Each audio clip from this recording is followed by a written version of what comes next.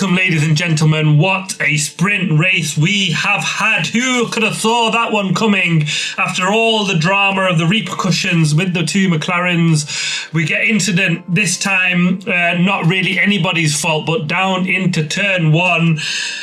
It's a tough one, isn't it? A bad start from Lando Norris, a very good start from Oscar Piastri. He went for the move around the outside, knew he was going to get run wide and went for the switch back, and there was Nico Hülkenberg, gave him a tap. Oscar went for a big spin, and probably lucky for him and his championship that he also took out Lando Norris, who was minding his own business, looking at a decent entry out of turn one. He wasn't close to Max Verstappen, and you're probably thinking, job done, I've kept Oscar behind, potentially, because Oscar went for the cutback and was actually going to look like a decent run on Lando Norris. Would have been great to watch them two side by side. I don't think you get much action through that fast sector one, but it would have been close after that. But it didn't get that far, did it? And Fernando Alonso was sneaking up on the inside of Nico Hülkenberg. So we've got three guys out into turn one.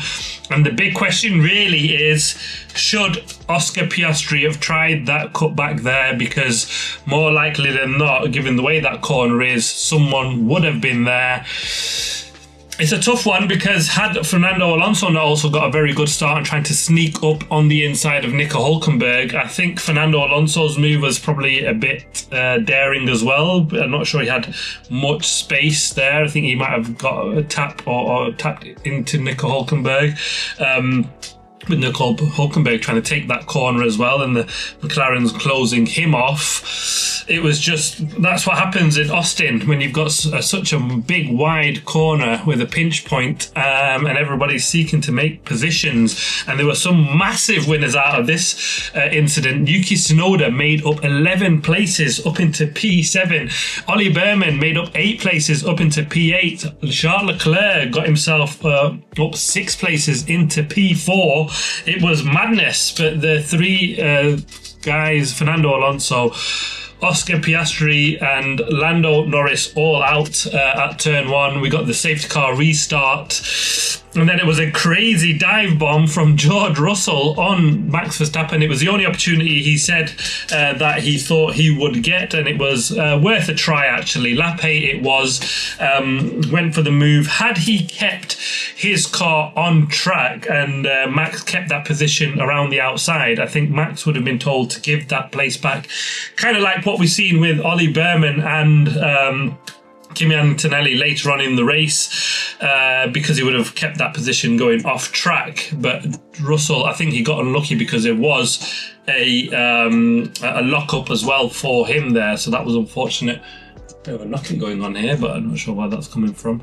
But yeah, unlucky on that side of things was George Russell there. But Max from there on controlled the race pretty comfortably. And then we got a great battle with Lewis Hamilton and Charles Leclerc. A great fight, really, but it was Charles Leclerc's mistake in sector one through the S's at the first part of that racetrack, which got Lewis Hamilton all over the back of him. And that is an example, McLaren, of how you just let your drivers fight. The Ferraris went racing.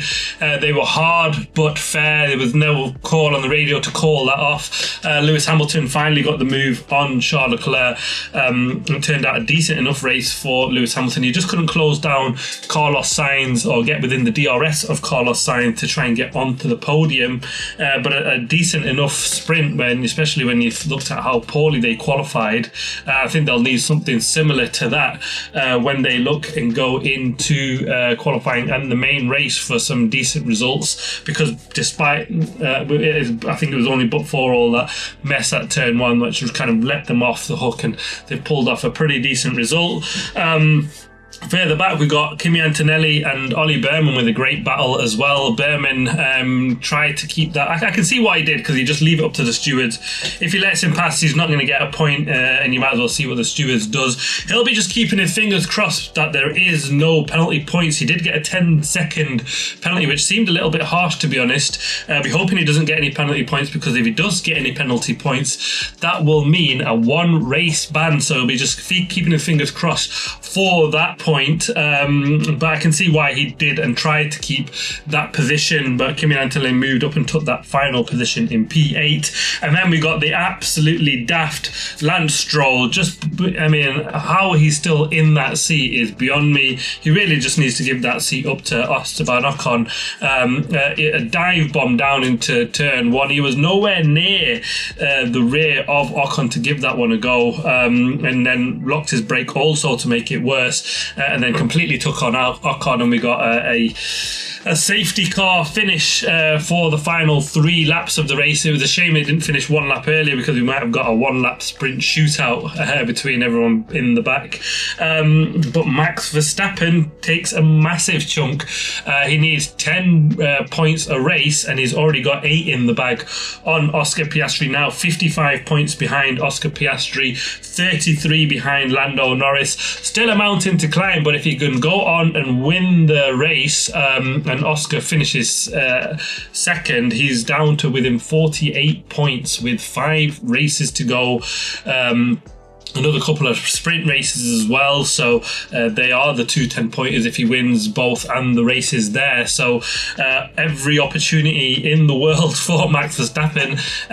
McLaren really now just need to wipe the slate clean, look into the next few races and hope that they can just pull off some pretty decent races from here on. Just forget what happened in the race, look into qualifying well, and yeah, just tomorrow's another day. And the main race is where all the big points are to be had. Yeah, it's looking great for us neutral viewers, but McLaren probably looking over their shoulders. Qualifying next up, that's a sprint race done. Action throughout most of that race, actually. Pretty decent sprint race in Austin. What a track. I love races like this one. It's been brilliant. Watch out for the qualifying review coming shortly. See you on the next one.